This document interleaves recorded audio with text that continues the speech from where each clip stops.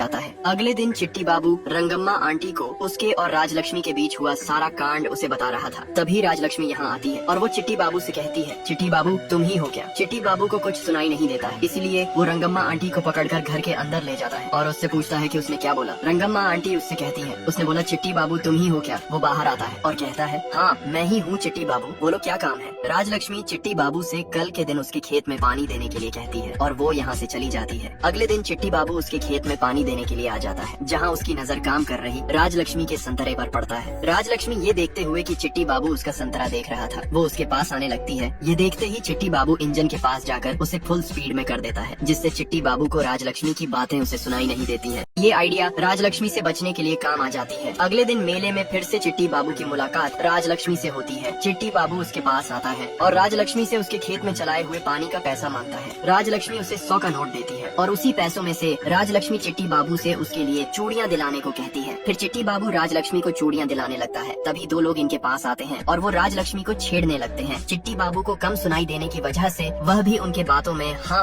मिलाए जा रहा था। यह देखकर राजलक्ष्मी को गुस्सा आ जाता है और वो चूड़ियों को चिट्टी बाबू के हाथ में रखकर गुस्सा होकर यहाँ से जाने लगती है। राजलक्ष्मी के गुस्से से चिट्टी बाबू को समझ आ जाता है कि जरूर उन दोनों ने कुछ गलत कहा होगा, इसलिए चिट्टी बाबू उन दोनों का पिटाई करना। एक दिन चिट्टी बाबू कहीं जा रहा था, तभी राजलक्ष्मी उसके पास आती है और वो उससे कहती है, मेरे पिताजी मेरे लिए लड़का ढूंढ रहे हैं, क्या तुम मुझसे शादी करोगे? अगर करोगे तो मैं अपने पिताजी को आज शाम तक बता दूंगी। लेकिन चिट्टी बाबू ठहरा बहरा आदमी, इसलिए उसे राजलक्ष्मी की बातें सुनाई नहीं देती, उसे और काम है। ये कहकर वो यहाँ से चला जाता है। फिर रात को चिट्टी बाबू राजलक्ष्मी को उसे बिना कुछ बताए उसके घर आता है। यहाँ पर वो बहुत सारा सामान गिरा देता है, लेकिन उसे कुछ भी नहीं सुनाई देता और शोर की वजह से घर के सभी लोग उठ जाते हैं। फिर चिट्टी बाबू खिड़की के रास्ते राजलक्ष्मी को बुलाने लगता है और राजलक्ष्मी के बाहर आते ही चिट्टी बाबू उसे किस करने जाता है। तभी राजलक्ष्मी उसे धक्का देकर हटा देती है। चिट्टी बाबू ने देखा कि सब उठ गए हैं, इसलिए चिट्टी बाबू राजलक्ष्मी के पिता से कहता है कि हम दोनों एक दूसरे से प्यार करते हैं। चिट्टी बाबू राजलक्ष्मी को उसके बारे में बताने को कहता है, लेकिन राजलक्ष्मी चिट्टी बाबू को थप्पड़ मार देती है और फिर उसका पिता चिट्टी बाबू को घर से बाहर निकाल देता है। बाहर गांव वाले खड़े थे, उसमें से एक लड़का चिट्टी बाबू को पकड़कर बोलता है, जरूर ये कुछ गलत करने आया था। चिट्टी बहिरा था,